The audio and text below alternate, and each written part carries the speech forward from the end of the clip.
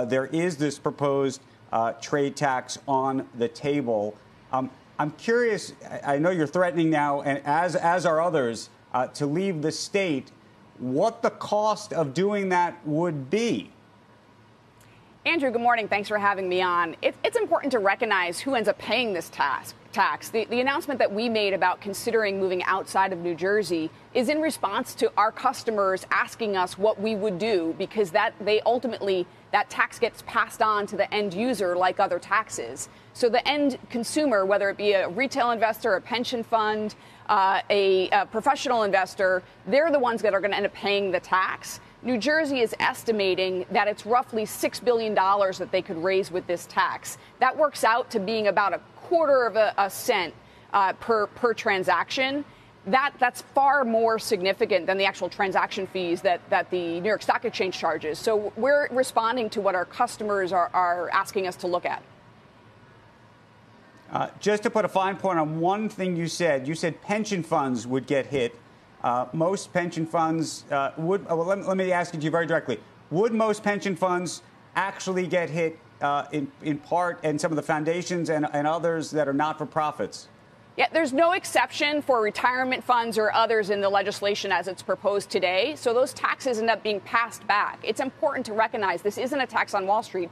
It's a tax on Main Street. So and let me ask you separately. It's really the question I asked you at the top. If a cost like this were imposed, how much would it cost you to physically move your facilities to another state, and what would be the implications of that? Yeah, part of what we're demonstrating with a test that we've announced is it's actually pretty easy for us to move our systems. We already have systems in other data centers for backup purposes so that customers can connect. So the test that we're holding in September is a test for the industry to make sure that they're ready to be up and running. We already have the infrastructure in place in other locations to run our exchanges out of other states. What we saw, if we learned nothing in 2020, it's that technology allows us to do our jobs from any place. And so we are ready to do that. And if our customers are asking us to do it, that's what we'll do. So the cost is not that significant for us to be able to be up and running in another location. So it's costless. So if I was a shareholder of your parent company, this cost me nothing to do this? No, I mean, ultimately, if we decided to move the data center in Mahwah, that would be an additional cost. But what we do is we're refreshing our systems all the time. We would choose to refresh it in another location. Right. No, the reason I ask is whether there's a significant cost that would be a one-time cost that would hit the shareholder for a certain period of time, and then how you'd amortize that over time and how you'd compare that to the cost of what the transaction tax would have otherwise been. Yeah, I wouldn't say it's costless, right? I mean, customers also would need to move their systems and be ready to use their backup systems as primary systems. So there is a cost for the industry across that. It's important to recognize that the states that are asking for this tax are the ones that are going to end up paying in jobs that are moved outside of those states to facilitate those data centers and other aspects. So what's deemed as a way to raise money could actually cost money. For the New York Stock Exchange, it's roughly 100 jobs. But that's just us. Right. And so how many jobs do you think we're talking about? 500 jobs? I would say total? It's hundreds. It's hundreds of jobs. I would say several hundred jobs.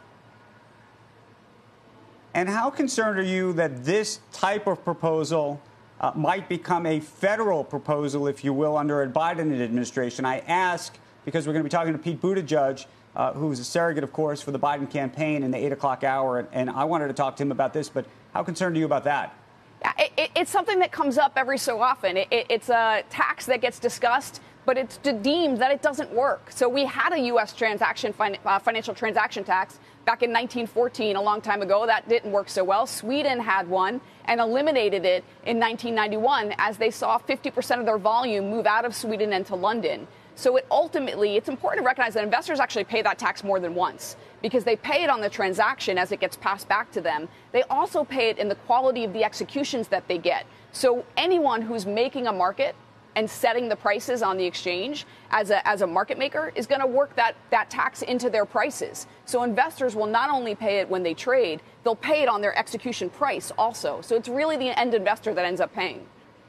whether it's at the federal level or the state level?